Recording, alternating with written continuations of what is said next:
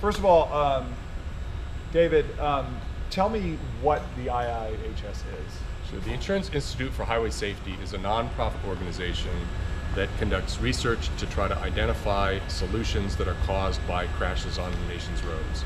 So we're trying to look at ways to prevent crashes, and given that we will never be able to prevent all crashes, make sure that the crashes that do occur don't result in serious injuries or fatalities. Do you have any dog in the fight? Are you anti the trucking industry or anti the auto industry, or trying to saddle them with unreasonable regulations?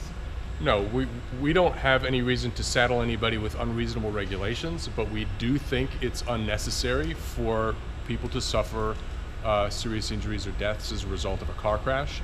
And we think that there are things that can be done, reasonable things that can be done to prevent those consequences. So what is this? Where are we? So we're in what we call the display hall of our Vehicle Research Center, which is located in Central Virginia. The display hall is set up to have displays of our research so that visitors can understand how our crash tests have evolved. And as we walk down this way, we're looking at some of the vehicles that we have most recently crash tested. Many of the results of these tests have not yet been published, but we hang on to the cars until we've gathered all the information we need. And what sort of crash tests are you performing here? Yeah, so you see two different kinds of front tests, the narrow offset and the moderate overlap. We're currently doing a series of front tests involving the passenger side. Normally we test the driver's side. You also see some side crushed vehicles and some roof crashed vehicles where we're looking at protection and rollover crashes. Like, what are you learning? What can you learn in general from the wreckage of something like this? So this pickup truck was subjected to our small overlap crash test at 40 miles an hour.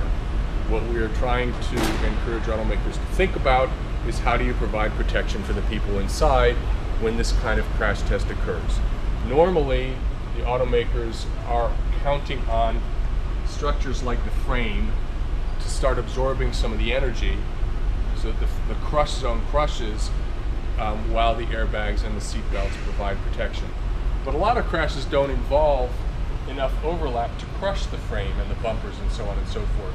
So automakers have to think about how they manage the crash energy in those cases, and make sure that this is strong enough so that it doesn't collapse in on the vehicle occupants, and that the airbags and seatbelts have the right qualities to provide protection. So how often do you guys crash test cars? We typically run 2 full-scale crash tests every week. 2 a week? Yeah. And where do you get the cars? The cars that we subject to testing in this laboratory are generally purchased from automobile dealers in Central Virginia. And you have to buy them? We purchase them with our budget. Do you buy them blind so you're getting like a honest, genuine test? Well, we go directly to the dealers that you or I would buy a vehicle from and buy the vehicles there. Do they know they're for a crash test?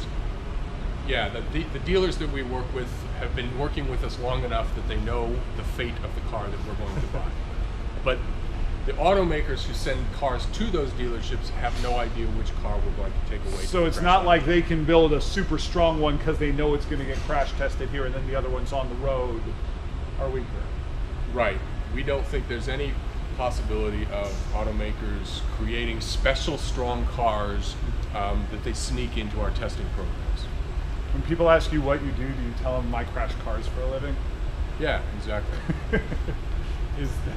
Is that a fun job at times?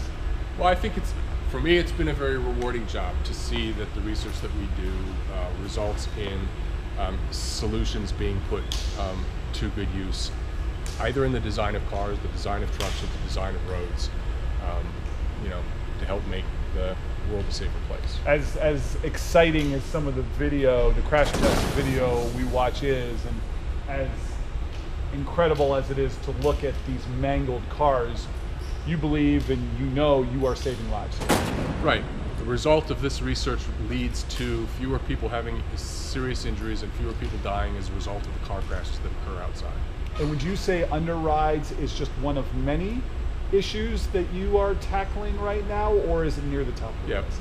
Light vehicles underriding trucks is only one of the problems that we're trying to investigate and for which we found solutions. We do investigations on road design, different crash configurations, front side rollover crashes, for instance, not involving trucks, different restraint systems and applications for the different restraint systems so that cars can provide better protection in a wider variety of crashes. So the fact that you have your side underride crash test demonstration cars out in the front of the hall doesn't indicate that this is an issue that the IIHS feels more passionately about right now, or is pushing harder than some of the other issues that you work The fact that the underride cars are in the display hall is, representative of some of our current work, which is looking at side underride crashes.